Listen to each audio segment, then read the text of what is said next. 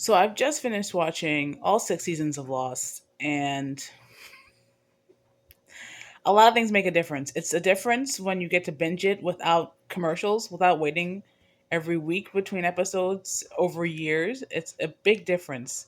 And you can really see where plot lines were abandoned, where pacing changed dramatically, um, or character development just changed. And obviously, there's a lot of things happening behind the scenes, contracts uh, being broken and actors leaving, etc., etc.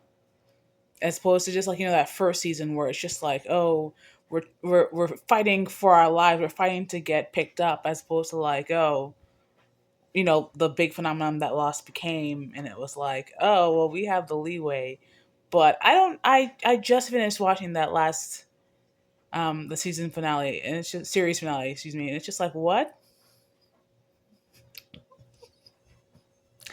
I and I watched it. I watched it live in college when it was happening, and I generally remember being confused, and that was part of the reason why I wanted to watch it. I'm like, I don't even remember. I watched that show.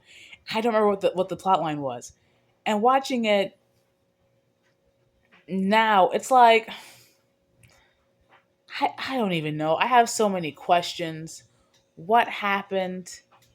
Okay, so we have this whole thing of, oh, they all met in the afterlife in this non-linear fashion because they all died at different times, etc., etc. And different people moved on different times. La la la. Is that the same for people who were buried alive? Is that the same for them? Um, what happened once they got back? To civilization, because I'm assuming Frank and Miles and everybody who got on the plane made it back to civilization. Who else was it?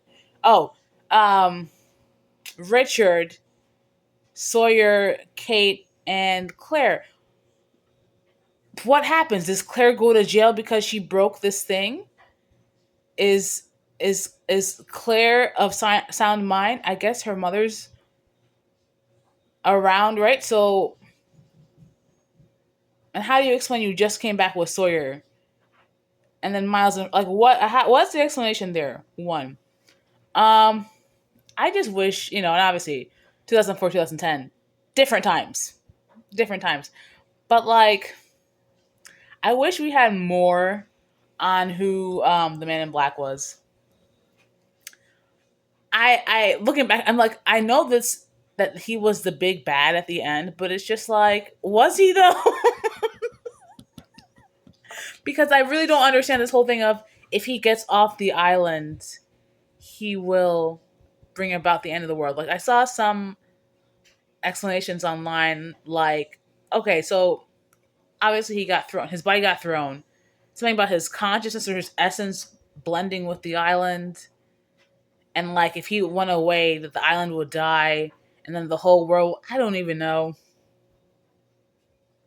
And then we had all these different statues from architecture types from like different eras, different geographies. Even in the hole, there was different. Like, I wish we would have had like a big explanation. So I went looking after the fact. I'm like, was there a novelization, a prequel novelization explaining things?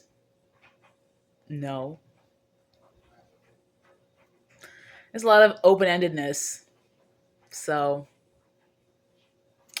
I don't know. I I enjoyed it while I was in it, while I was watching it, but the way it ended, 10 years later, I'm still unsatisfied. Sorry, 14 years later, I I get it. I get it, but I feel like watching it. I feel like watching it on rewatch as opposed to watching it as it was airing, where it was airing all the fan theories, all the nitpicking over symbolism and whatnot, la da da da. So, but watching it and rewatch, it's like I didn't pick up all this whole big syncretic mashing of religions type of thing. That in the end we had that that stained glass window with, you know, the different religious symbols and whatnot.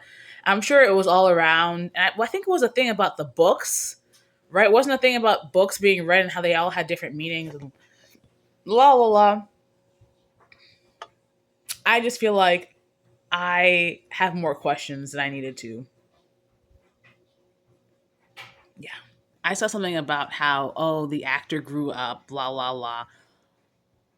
Y'all made a point to make it a thing that they were kidnapping children, and then that was never explained. Um, because the kidnapped children tell they disappeared off the island. So you can't say, oh, that actually they were being returned to life somehow. Why was Wall kidnapped? And if the idea is that they were in some limbo afterlife island, I saw something that was like, oh, the island was actually just a physical location that had nothing to do with like the afterlife. It was just a physical location where things were wonky. Am I supposed to be mad at Michael if the whole thing is actually everyone died and they just met up in the afterlife? That man did what he had to do to get his son off the island. Did he kill some people? Yes, he did. But when people were killing people in self-defense, it was never like a thing. I don't.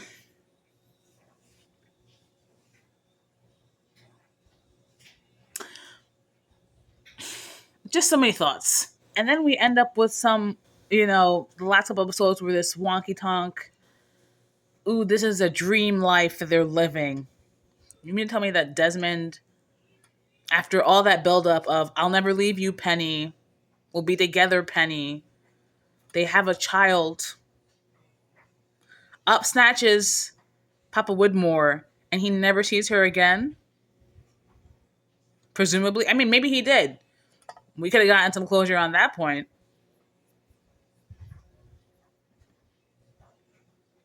How long was, were Hugo and them on the island before they decided to meet up with their friends in the afterlife? Because it seems like they would have been the ones we would have been waiting for the longest.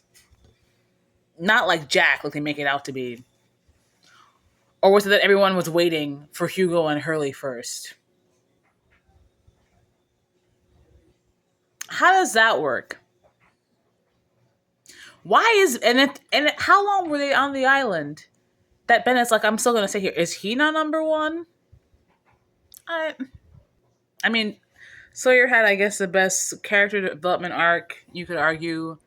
I don't know. Like, this woman really had her child, left her child, and then died. Talk about a trauma. Like, what was the point? Oh my goodness. She came and she got her company. She bought her dad's company, and now she's just dead. And her child's being raised by her grandmother, it would assume. Or her grandmother and grandfather. Like, what? I don't know that this was a good thing to do. Like, unless we're going to have I don't even want a new series. Just give me a book to read, actually, that explains plot holes. Or a portion of the plot holes. Because there's a lot of them. So, anyway, now, I feel like part of the reason why I decided to watch this was because I was watching From. And it's like, oh, this is kind of similar because we have something about the music box, and then we have the music box and loss for whatever. Thoughts and complaints. Yeah. I just don't think you're gonna convince me that this man wasn't doing the logical thing, because you have Jacob and this woman who raised him and his brother.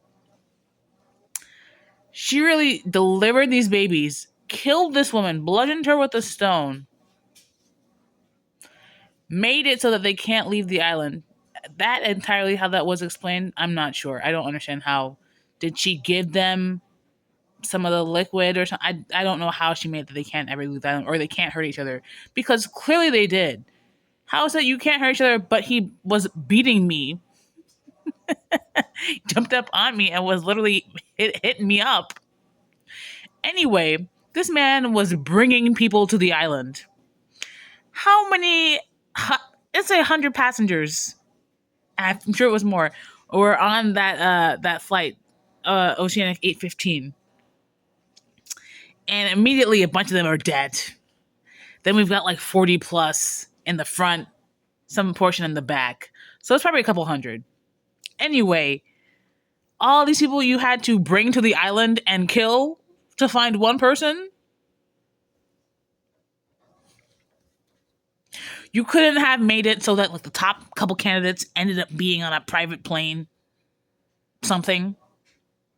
That couldn't happen. We had to kill them all because y'all weren't, and obviously I'm sure a lot of this was not original plan, but it's just like it didn't. So anyway, this woman kidnaps these children, kills their mother, starts brainwashing them. One of them finds out he's special for some reason that we will never know, besides that he's special. And somehow he knows the rules of backgammon or whatever. I don't know. Again, never explained. And then when he's like, I just want to leave. No, in fact. And it's not, I want to leave and I don't want to come back here and I'll never come back here. I want to leave. You can't leave because I love you. So already it's abusive situations. And all he's trying to do is leave the island. Okay, and then so we say Jacob was abused, emotionally manipulated and abused. And he kept his brother on the island. And then the whole thing is, well, he can't leave. Not even in death. You're not going to convince me that Jacob wasn't the villain. I'm sorry.